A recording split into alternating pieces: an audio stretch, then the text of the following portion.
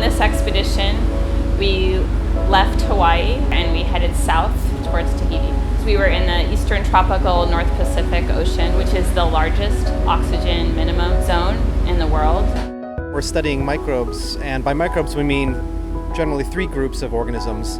There are bacteria, there are also archaea, and also eukaryotic organisms, eukaryotic phytoplankton. What we're interested in is what really controls their growth and their productivity out here, and from that we're often looking at their nutrients. The microbes out here are really interesting and incredibly numerous, but they're really hard to see because they're so small, and they're really hard to understand what they're doing.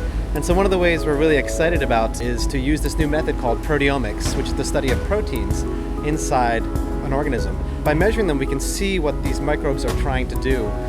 We can see what functions they're doing and what's limiting their growth, what they're hungry for. And so it's really a biomedical tool that we're adapting and changing to modify to study this huge ecosystem, and it'll give us a lot of insight into what the organisms are doing. We don't think about these things every day. I mean, we're made up of these things. We're made up of carbon, iron, nitrogen, and these are the elements that get cycled through the world. The microbial community does most of the work, and we're made up of microbes.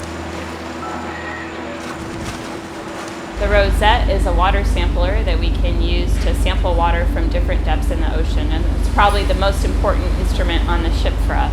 As the rosette is going down through the water, we can see the data coming from its sensors in the science control room so that we can pick which depths we want to take our samples from. The pumps are a really important tool for us on this cruise because it allows us to pump thousands and thousands of liters of water. So we lower the pumps to different depths in the water and pump hundreds to thousands of liters and collect all the organisms living at a specific depth onto a filter paper.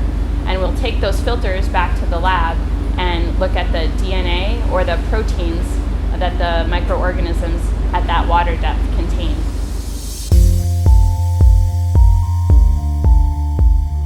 Well, I like being a blue water scientist because of the blue water. I mean, it's amazing to be out here. It's otherworldly, it's surreal. It's very, very hard work. I have an affinity for the lab work, so I think it's a good match. I like the blue water. Yeah, I like the blue water, and I like the fact that it's kind of an extreme environment. It's an environment that's very hard to get to, and therefore it's kind of understudied, and so quite frequently you bump into unexpected things.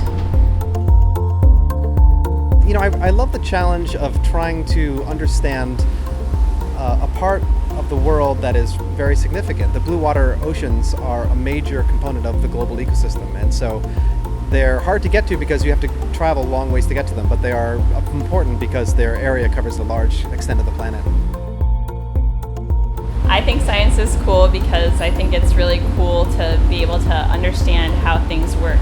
We're discovering things. So much of the earth hasn't been discovered yet. There's so much more to learn, and we are just now peeling back the layers of parts of the ocean that we didn't even know existed before. I think that it goes back to the potential of discovery, being able to solve problems.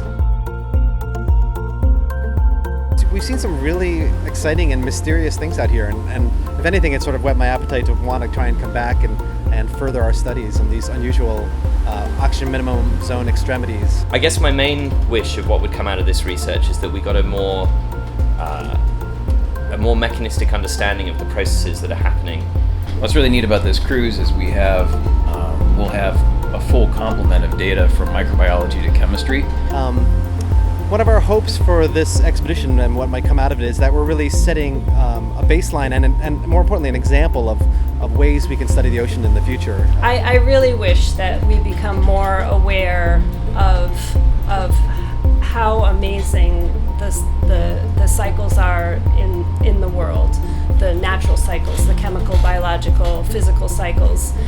I really wish that we fly at a higher level, that we treat the world with more respect out of the knowledge that we gain.